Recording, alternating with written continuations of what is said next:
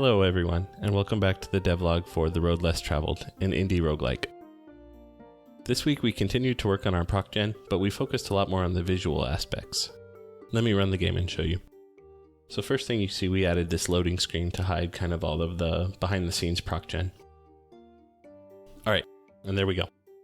So as you can see, there's a lot more variation in the foliage. We've got trees, we've got rocks, and kind of a bunch of different styles and colors. We tried to make it look like you were walking along a path through a forest. So we've added a lot more trees, and we've just made sure that they don't obscure the path so that you can still plan out all of your moves. I think it's looking a lot better. The other thing we added is this black kind of border to show you where the edge of the play zone is, and kind of define that this is one single level. What I'm going to get started working on today is a custom camera controller. I want you to be able to zoom in and out on the scene and see all of the things, see the enemies, and then also pan around the room when you are zoomed in.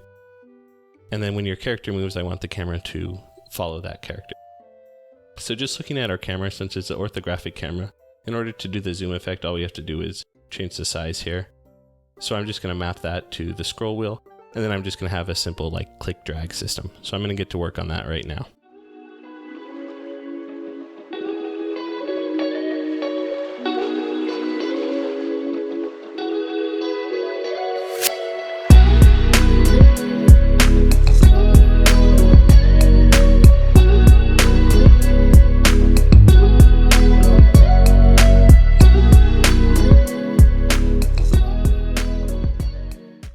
Hey, just checking in after working on the camera. It's been a few weeks.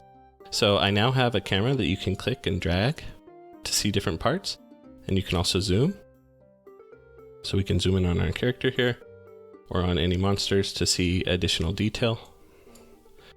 And then if you were to move your character out of the screen, like I'll go down here, then the camera will follow. And the way this works is if the character is within the screen, it won't move at all, so the zoom will stay. But if he reaches like a border here, I think it's like 75%, then it will just push the camera to keep him in the screen. So this way you can have long paths and you can say go up, but he won't like leave your field of view. There we go.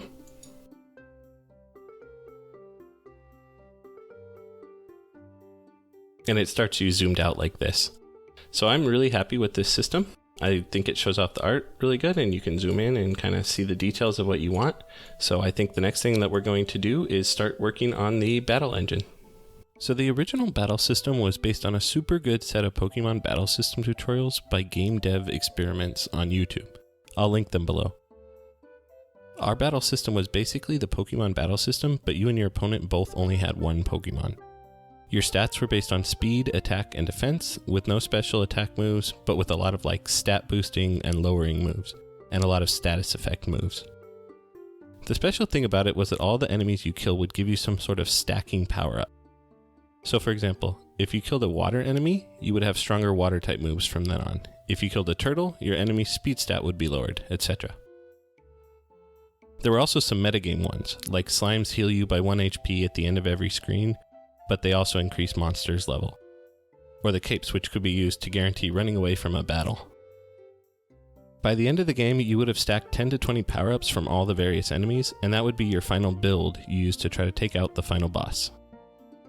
Now this system was great for a 1-week game, but given that we are continuing development, we think it's important to think about the battle system and make sure it fits the game. I have a few goals and ideas. The first one is to make and keep the impact of previous battles noticeable and important throughout the game.